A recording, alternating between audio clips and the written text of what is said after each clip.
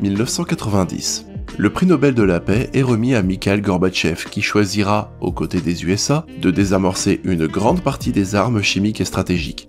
La Super Nintendo apparaît et crève tous les plafonds, aussi bien en termes de vente que d'attente technologique. 1990. Inspiré des grands tels que Leiji Matsumoto, avec son sens de l'éthique et du Bushido, Bushi Terasawa, pour son imagination et ses graphismes, et enfin Rumiko Takahashi, qui ne cessera de faire comprendre l'importance du charisme des personnages, un petit freelance, du nom de Yukito Kishiro, lance sa première série, Gun.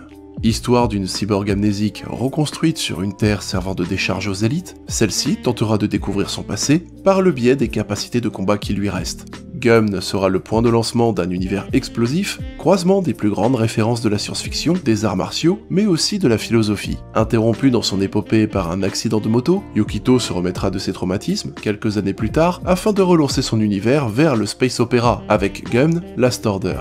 Il attirera l'attention de James Cameron et Robert Rodriguez qui adapteront une partie de son univers avec Alita Battle Angel. Son travail reste encore aujourd'hui et depuis 1990 la pierre angulaire d'une des plus grandes œuvres de sa génération. Chaotique, certes, mais irremplaçable.